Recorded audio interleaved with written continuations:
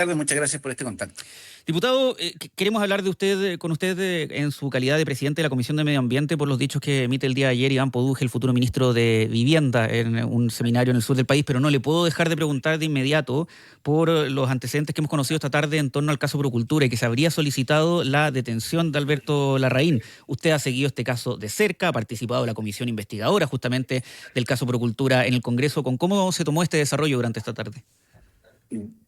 O sea, Claudio, es sorprendente que esté ocurriendo esto, muy lamentable que se haya demorado tanto la investigación. Yo fui parte integrante de dos comisiones especiales investigadoras donde claramente pudimos apreciar el nivel de responsabilidad de Alberto Larraín en las defraudaciones que se hicieron en distintos gobiernos regionales. Y por lo tanto yo espero que la justicia pueda actuar con mayor celeridad y que estos hechos puedan ser esclarecidos en profundidad. Nosotros lo hemos dicho reiteradamente, esto es una defraudación que afectó la confianza pública, que de buena forma derrumbó la confianza en la coalición de gobierno y quienes fueron parte de esto, francamente, andaban impunes. Por lo tanto, yo espero que en esto se materialicen los pasos naturales, que es la formalización, la formulación de los cargos, que se haga una investigación como corresponde en profundidad y que finalmente estos hechos puedan ser aclarados y los responsables sancionados. Y lo más importante, que se pueda recuperar la plata fiscal. Esta era mucha plata que andaba dando vuelta.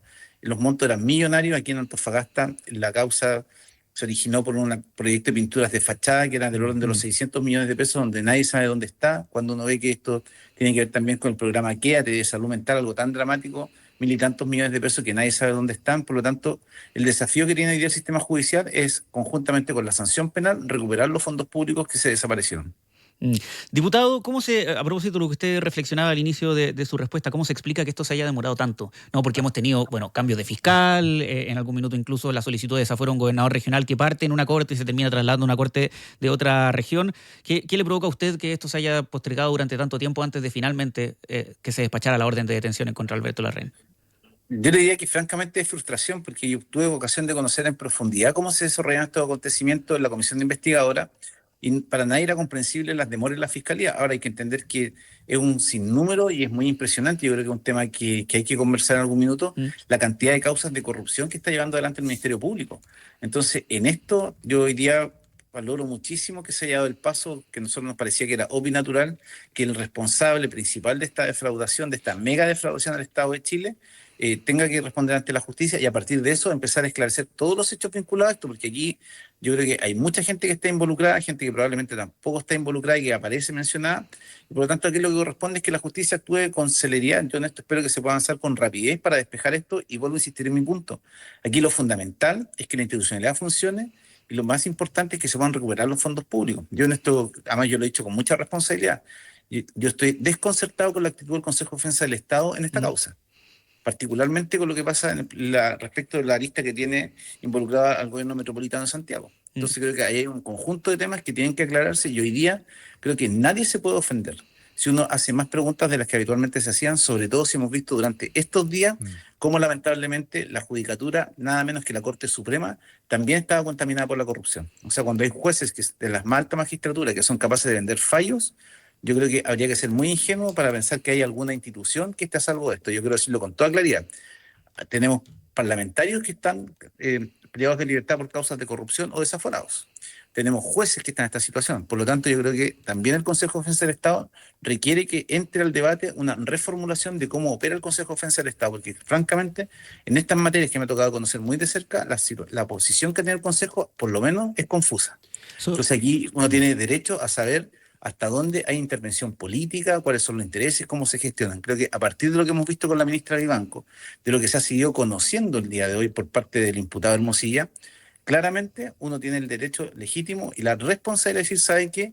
Una de las instituciones que hay que reformar es el Consejo de Defensa del Estado. Yo creo que esto de la designación de confianzas políticas no da para más. Y diputado, en relación al Poder Judicial, que usted también ha sido muy crítico en relación, por ejemplo, al hecho de que en muchas oportunidades el Ministerio Público solicita ciertas diligencias y de una u otra forma estas no se pueden llevar a cabo precisamente porque no hay autorización. ¿Usted considera que existe una suerte de red de protección en ese sentido, que es algo que estuvo muy mencionado también, yo recuerdo, en el marco de la comisión relacionada con el caso Convenios? Yo lo que puedo decir responsablemente, primero, que cuando hay el nombramiento de los jueces, tiene un componente político, que cuando las personas que son investigadas son políticas, habría que ser muy ingenuo para no pensar que puedan existir redes de protección. Yo quiero decirlo con mucha responsabilidad lo que estoy diciendo y lo digo con la mayor prudencia, pero también lo digo con mucha convicción. Yo que era un ferviente defensor de nuestro sistema de justicia, a partir de lo que he visto con la ministra Vivanco, hoy día creo que lo responsable es que nosotros insistamos primero en que haya una modificación sustancial del sistema de nombramiento de jueces, porque lo que se hizo en el Parlamento fue un verdadero catopardismo. Mientras haya interferencia de los políticos en el nombramiento de los jueces, no va a haber independencia política, primera cosa. Y por lo tanto yo esperaría que el nuevo gobierno tenga los pantalones para hacer lo que hay que hacer, que es que una vez elaborada la quina de los jueces que pueden ingresar tanto a las Cortes de Apelaciones como a la Corte Suprema, ingrese por sorteo. No puede ser por designación del presidente y mucho menos con aprobación del Senado. Lo segundo que me parece que es fundamental, que nosotros tenemos que poner arriba de la discusión, la reforma del sistema de nombramiento de los consejeros del Consejo de Defensa del Estado. Porque la posición que tiene el Consejo de Defensa del Estado en esto, a lo menos, ha sido errático. Yo quiero decirlo con mucha claridad. Y además, me parece que es fundamental que nosotros seamos capaces de tener una conversación seria, no para pasarse cuenta de lado y lado, sino que para decir cómo nosotros construimos un Estado que tenga mucho más control, mucha más transparencia, con un sistema permanente de rinde cuentas, y donde cuando se hagan las preguntas, nadie mire feo al que hace las preguntas, sino que seamos capaces de responderlas con claridad. Porque lo que está pasando es demasiado grave. Aquí lo que estamos hablando es del riesgo para la democracia en nuestro país, cuando se socava el Poder Judicial, la Corte Suprema, cuando hay una jueza que vende fallos. Porque además la verdad las cosas que uno tiene derecho a preguntarse cómo es el funcionamiento de la Corte Suprema. Porque si bien es cierto, hoy día está acreditado que Ángela Vivanco recibió plata por dictar ese fallo, la pregunta es, siendo no ella el único voto, ¿los demás ministros descansan en lo que dice un ministro? ¿Se reparten las causas? ¿Quién decide qué es lo que se hace? Y los otros simplemente votan a favor o en contra. Entonces creo que esto requiere una mirada muy profunda y yo insisto, creo que lo fundamental acá es avanzar a un sistema de nombramiento de jueces donde sea el sorteo lo que defina quién ingresa y no sea un favor político. Y la pregunta de fondo es, habiendo nombramientos políticos, relaciones políticas, políticos investigados, yo creo que habría que ser muy ingenuo para decir que no hay redes de protección.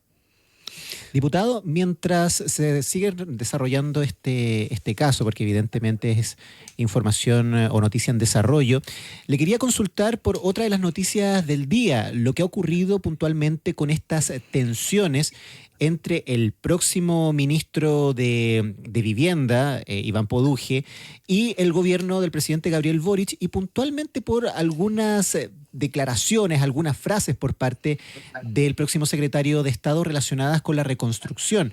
Se las recuerdo, él plantea en un seminario de la Asociación Chilena de Municipalidades en la región del Biobío que no vamos a aceptar que las víctimas de la catástrofe pasen invierno sin casa por un árbol protegido o un roedor protegido o un hallazgo arqueológico. Sumado a eso, se pone plazos sumamente ambiciosos en materia de reconstrucción, que de aquí a diciembre va a estar prácticamente todo normalizado, y esto recibe también una respuesta dura por parte del actual gobierno, donde se pide no hacer caricaturas en relación al tema medioambiental. ¿Qué le parece a usted este debate que se ha puesto sobre la mesa y también de alguna forma la actitud, el carácter que ha demostrado este nuevo ministro de Vivienda? Yo tuve ocasión de compartir varias veces con Iván Poduje en el programa Sin Filtro. Y yo creo que a él todavía le cuesta salir de ese espacio de panelista, un programa político, duro, como es Sin Filtro, y entender que la labor que él va a cumplir hoy día es un rol de ministro de Estado que tiene reglas, formas y modos que son distintos de ser un panelista de televisión. Y además me parece que él lo que tiene que aprender rápidamente es que el respeto es un valor cardinal en la relación política en democracia. O sea, con esa forma de decir las cosas, cuando dice que aquí prácticamente por defender una laucha se han parado proyectos, es una caricaturización, porque si uno mira con profundidad el drama de la reconstrucción en Valparaíso, tiene muy poco que ver con que alguna variable medioambiental te metía. Eso tiene que ver más bien, de mi punto de vista, con ciertas incompetencias que ha tenido el Ministerio de Vivienda en la reconstrucción, el actuar errático del gobierno, que primero nombró un delegado, después nombró otro, después que no sabían qué hacer. O sea, un montón de complejidades que además tiene la administración pública, que en este gobierno no ha tenido mucha pericia para resolver ese tema, con que ahí, producto de normas ambientales que hay que respetar, no se están haciendo bien las cosas. Por lo tanto, yo creo que es importante que el futuro ministro de Vivienda entienda que hay reglas, hay formas, hay modos que los ministros de Estado tienen que tener. El estatuto administrativo además le impone un deber de un mayor estándar de comportamiento a los ministros, y creo que no es la forma, porque si además él se va a transformar en un negacionista del cambio climático, es complejo, porque quien está llamado a promover el desarrollo urbanístico responsable de largo plazo no puede tener una actitud de negacionismo de los problemas medioambientales. Eso sería un problema gigantesco. Le quiero poner un ejemplo muy concreto. Si él va a decir que aquí no hay calentamiento global, que eso es un invento de los hippies ambientales, como se ha dicho en algunos espacios, le quiero contar que cuando uno mira el comportamiento de cómo van subiendo las líneas de marea en las playas, mucha inversión pública se va a perder porque no se está tomando en consideración esa variable. Yo soy diputado de la región de Antofagasta, una de las playas más hermosas de Chile, que es Hornito, ha perdido, yo diría, en los últimos años fácil unos 10, 15 o 20 metros de playa producto del aumento del nivel del mar. Eso es lo real. Si este gobierno de José Antonio Kast va a ser un gobierno negacionista del cambio climático, que desprecia la naturaleza, la verdad que vamos a tener enfrentamientos muy duros, porque creo que hoy día es de sentido común que no podemos seguir pasando por arriba de normas ambientales. Nosotros tenemos que promover un desarrollo que sea responsable, sustentable. Yo no soy de aquellos que son obstruccionistas, que están en contra del desarrollo. Yo no soy un conservacionista extremo. Lo que yo digo es que tenemos reglas, que tenemos que cumplirlas, y porque además muchas de las cosas que se visten de objeciones ambientales son más bien trabas burocráticas de otras áreas. Entonces aquí algunos creen que el desarrollo es pasar por arriba de la naturaleza, destruir el patrimonio natural de Chile, que además es un activo para un país que prontamente tiene que reconvertirse a un país que sea un destino turístico de talla mundial, donde el turismo efectivamente sea una matriz económica importante que se pueda desarrollar como corresponde. Eso parte por cuidar el patrimonio natural. Entonces yo creo, y quiero quedarme con eso, porque además es innegable el talento profesional, el conocimiento, la capacidad que tiene Iván Poduje, y esa capacidad que él tiene que poner al servicio de nuestro país para ser un gran ministro de Vivienda, no puede chocar con esta otra parte que tiene, que yo creo que todavía no termina de sacarse el rol de panelista en Sin Filtro. Yo lo quiero decir de esa forma porque de lo que me ha tocado conocerlo, eso yo creo que es de las personas que más conoce normativa, ha trabajado en tremendos proyectos acá en la región de Antofagasta, ha hecho muchas contribuciones muy importantes, es innegable su capacidad profesional, es innegable el talento que tiene como planificador, pero él tiene que entender que el ejercicio de la autoridad pública no solamente es capacidad técnica, no solamente es capacidad técnica, y él también tiene que tener ciertas formas y modos que tiene que comportarse, y tiene que entender además que siendo una autoridad nada menos que un colaborador directo del presidente de la República, él tiene que mantener un diálogo respetuoso con todo el mundo. Y ese tono amenazante que le hemos visto en estos días, yo tuve ocasión de ver anoche en las noticias cómo increpaba, entiendo que a un académico de la universidad que le estaba representando un tema, no corresponde. Eso no es el comportamiento de una autoridad, en modo alguno. Si él quiere ser un barra brava, el lugar no es ser ministro de Vivienda. Y vuelvo a insistir, una persona que tiene el conocimiento técnico, que puede ser un gran aporte a nuestro país, tiene la responsabilidad de moderar su carácter, de moderar sus formas. Él no puede andar por la vida amenazando, porque además tiene que entender que tiene contrapesos en el Congreso. O sea, los ministros serán muy de confianza del presidente de la República, pero afortunadamente en nuestro país ni el presidente de la República se manda solo. Todas las autoridades están sujetas a distintos controles, y en eso hay distintas fórmulas que tienen que ver con la facultad de fiscalización que tiene la Cámara de Diputados. Por lo tanto, yo me quedo con esto. Es un tipo que sabe muchísimo, yo de verdad tengo una gran expectativa, creo que él va a hacer un gran aporte a dinamizar la construcción de vivienda social. Yo creo que va a tener más flexibilidad porque tiene mucho conocimiento, tiene decisión, tiene claridad de cómo se hacen las cosas, pero eso también tiene que ir acompañado de respetar la forma y modo, y además entender que nos tenemos que relacionar en un marco de respeto, y mucho más cuando él es un ministro que se está comunicando con cualquier ciudadano. Eso yo creo que es una cosa esencial en la democracia. Sí, diputado, ¿no es entonces el factor medioambiental una traba o una complejidad en el proceso de reconstrucción de Ñuble y Biobío? Yo diría que no. Si uno, porque además la reconstrucción se va a hacer sobre los lugares que estaban.